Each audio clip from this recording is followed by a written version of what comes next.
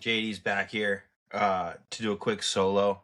This is a quick roster reaction to Team USA. No tab for this one. I'm definitely going to be trying to branch out more hockey stuff as we go. I love hockey, so uh, I love to talk about it. I love to watch about it.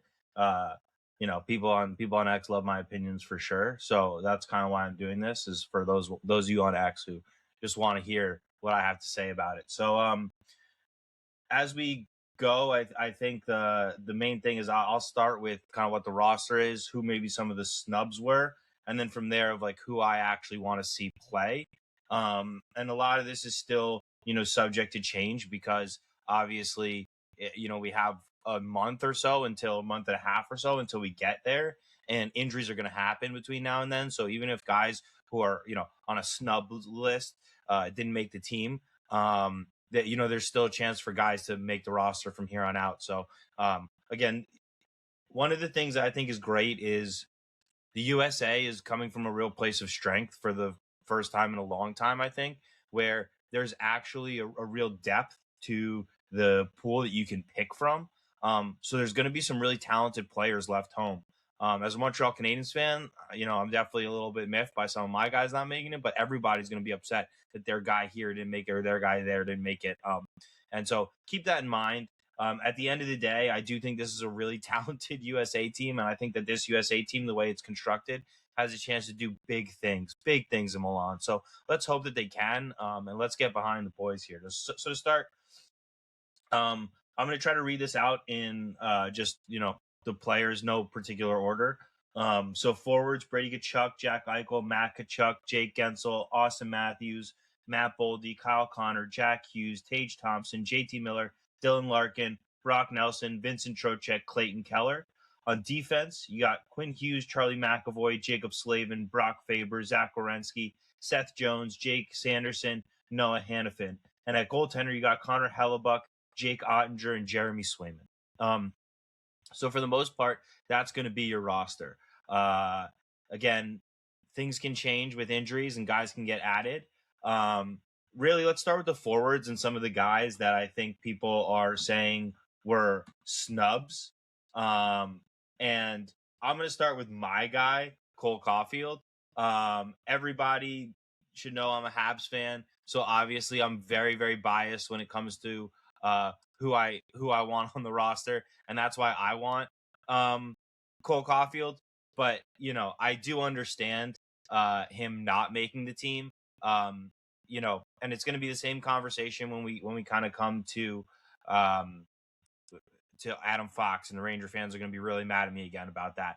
But this team has an identity. Bill Guerin has a certain identity that he wants to build. Think about Herb Brooks, not the best players, the right guys. And for Bill Guerin, whether you agree or not, the right guys are big, physical players who play a certain style of game, who can take space away from the Canada team, who will be able to challenge Canada physically, so that Canada will have trouble playing through us easily with speed, because he wants to take away the speed of McKinnon. He wants to take away the speed of McDavid. He wants everybody to check. He wants everybody to be physical. He wants a tight, tough game.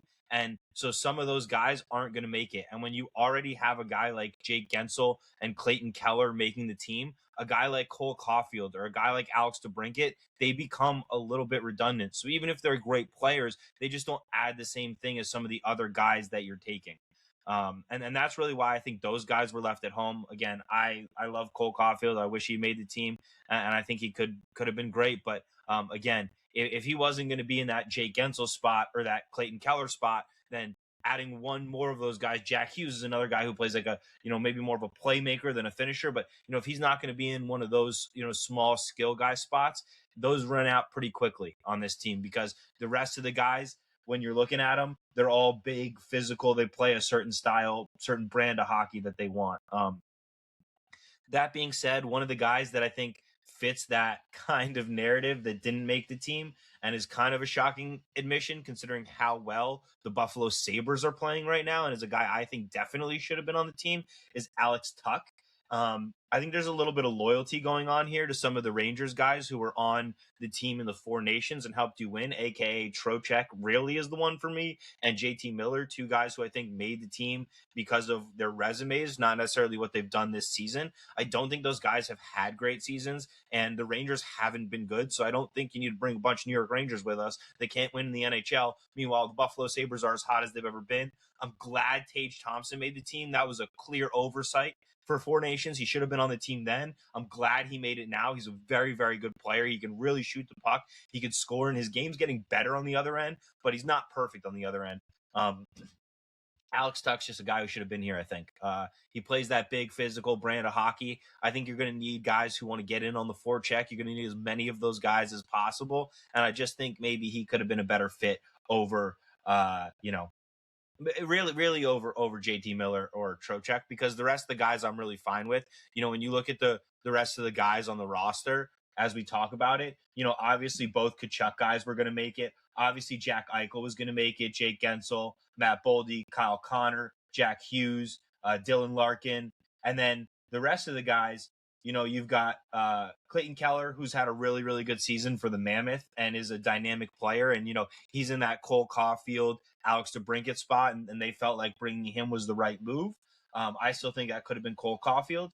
I don't think Vincent Trocheck really belonged on this team the way he's played this year. But, he does have a good track record of being that kind of hard-nosed, hard-to-play against kind of guy. So I understand it from that aspect of, you went more with his resume. Brock Nelson's had an unbelievable season for a really, really good Colorado Avalanche team. Not to mention he's done great things for the Islanders in the past. And he's really a guy who, he has that speed, but also he has that two-way reliable game that you can, really rely on. And I think he's one of those guys who, when he plays with good playmakers, he can kind of play that finisher role. So I think it makes a lot of sense that he's making the team again.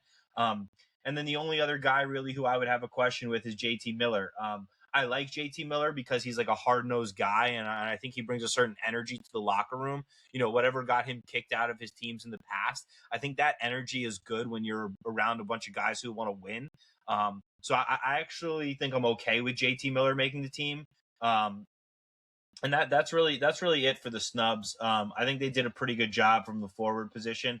The one that people are going to be really upset about is Jason Robertson because of his goal scoring ability. And again, I think he's a guy who probably should have made the team. Again, we're having the conversation about Alex Tuck, who I really like.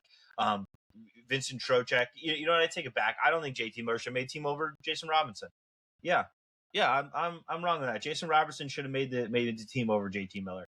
I think he's such a weapon.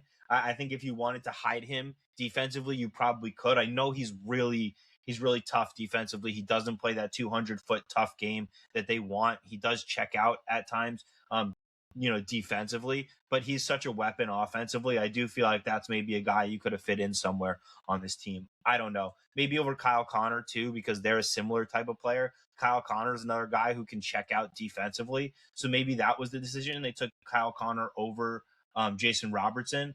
And if you're going to ask me, I would maybe have taken Jason Robertson over Kyle Connor there. Yeah. You know what? Thinking through it, you probably want to keep JT Miller, even though he's not had a good season because of kind of that leadership energy that he brings. And Kyle Connor is probably the guy that could come off this roster because him and Jason Robertson are virtually the same player. They don't do a lot if they're not scoring. They're really goal scorers. They don't really do anything else. And Kyle Connor he's had probably better couple seasons over the last couple seasons than Jason Robertson. But right now, Jason Robertson's hot. And I think you probably take the hot goal scorer.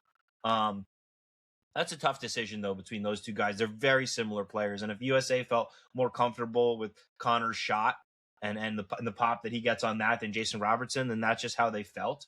But yeah, I mean, you listen, a lot of people like to look at the numbers and they like to be like, oh, well, this guy does this and this guy does that. And you're building a team here. You're not building an all-star team, right? With all the best players. It's not how this works. So if that's what you're coming at me with is he has this many points and he has that, well, okay, but how does it fit into a team structure and how the USA wants to play?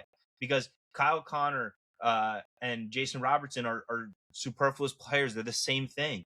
And if you bring both of them, you're taking off, what you want to look like. And you already have a lot of these guys who don't who don't mesh necessarily with the style that you want to play, and you want to make sure you do play that style. And I think that's, the way that Jake Gensel plays is a little bit more rugged, a little bit more tough than the way that, Cole Caulfield or Alex DeBrincat plays, and that's why he's making the team right now.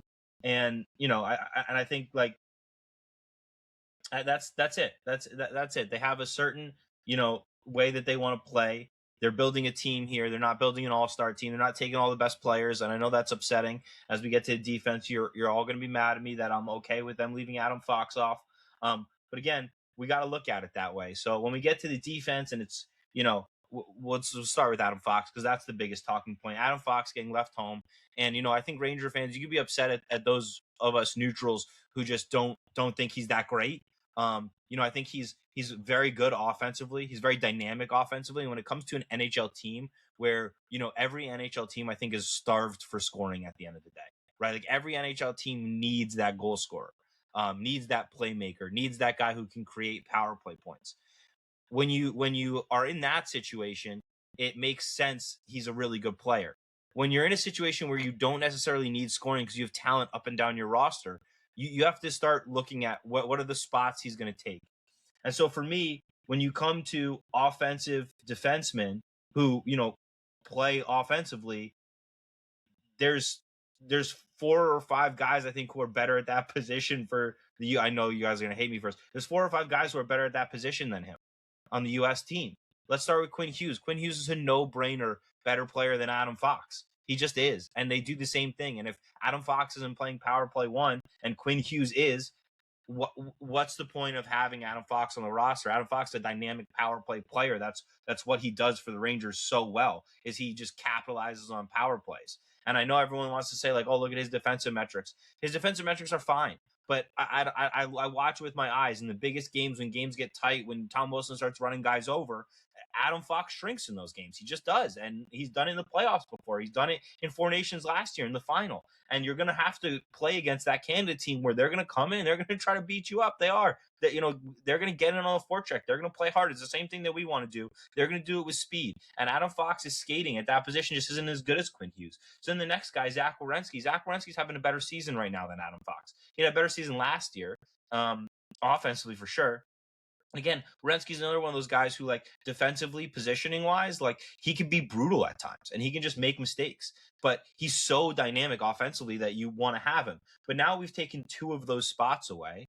And then you throw in Hanifin, who's, again, a similar offensive player who's really good offensively and sometimes can struggle defensively. And there you go. You chose 3 other guys in that position. Personally, I wouldn't have chosen Hanifin. I would have chosen Lane Hutson. I think Lane Hutson is a better player than Noah Hanifin, but that's just me. I think Lane Hutson's a better player than Adam Fox too. So I would have had Lane Hutson here even before Adam Fox. So all the Rangers fans who want to get all upset, like, I think Lane Hutson was a bigger snub. And I also think Jackson Lacombe, who I know nobody knows about because he's new to the league now, and he's in Anaheim and nobody cares, nobody's watching, and Anaheim's doing really well under the radar, but they're not one of the best teams. They're just, like, solid. Like, everybody's upset about Brock Faber. I don't know why that's not Jackson Lacombe. So to me, the 2 guys here on defense who got snubbed more than anybody are Jackson Lacombe and Lane Hutson.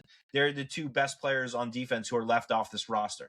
Outside of that, I think we're about to see, and I hate to say this because Ottawa Senators fans are the most annoying fans on the planet, but I think we're about to see the Jake Sanderson show when it comes to the USA defense. I think Jake Sanderson's about to take a major step forward and a major role at this tournament. He's having a really, really good year for Ottawa, and I hate Ottawa as a Montreal Canadiens fan. Their fans suck.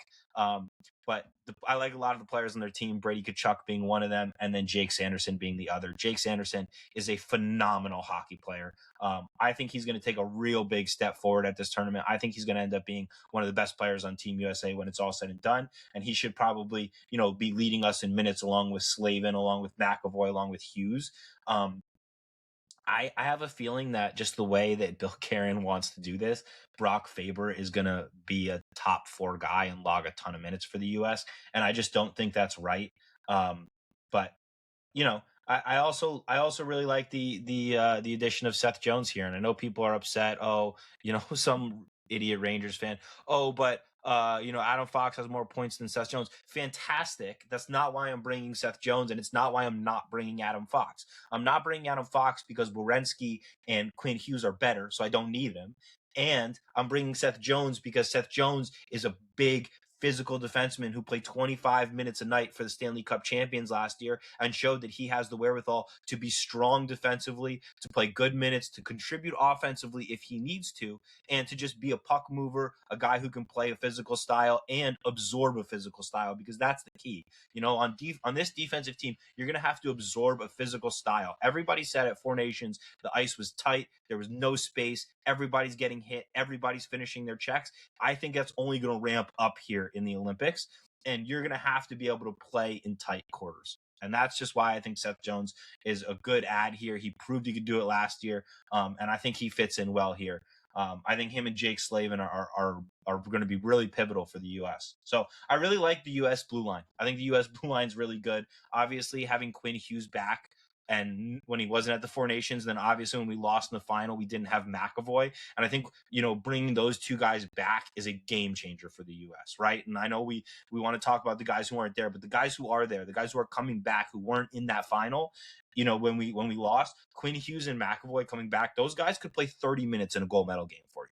Like, that's how good they are, and they weren't even there last time. So having those guys back, Jake Sanderson's going to take another leap from that time. I think the U.S. defense has a chance to be much, much improved from the Four Nations and has a chance to be kind of the backbone of this team. And if the U.S. wants to win the gold medal, it's going to have to be that. It's going to have to be a dynamic defense that's able to shut down and is also able to move the puck. And you have to have both. And I think that's why I'm really excited about kind of the 8 that they put together here, even though I don't think Hanifin should be on this team.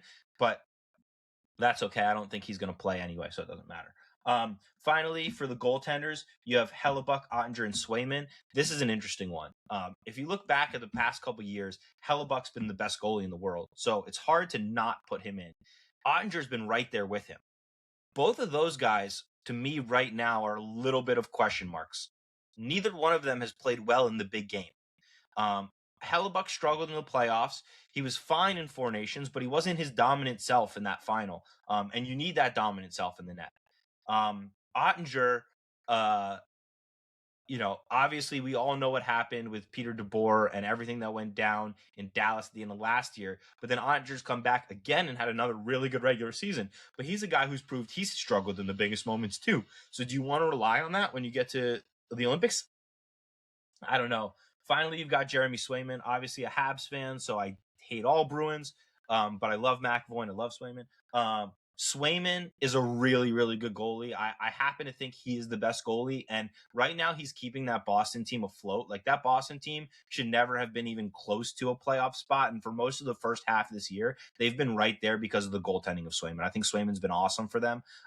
Swayman had a really bad year last year. The contract dispute, I think, weighed heavily on that. He came back. He was never in rhythm. He never looked like himself. He never looked great, and they kind of blew it up because it didn't work, and I think that's just management. The Boston Bruins management mismanaged that situation last year so badly, getting rid of Marchand, him going and winning a cup, and then signing a way better deal with Florida.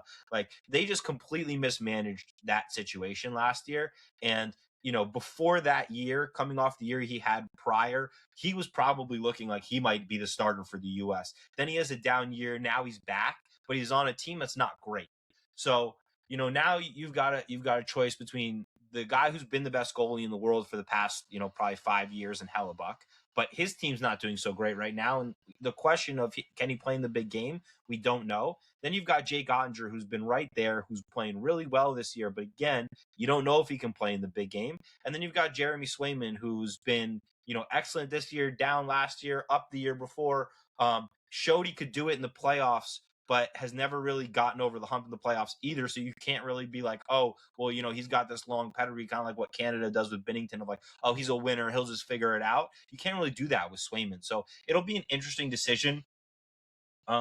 the good thing is I don't think there's a wrong answer. I think all three goalies are really good, and it's just a matter of, making a choice of the guy who's hot at the moment, and whoever you feel comfortable with.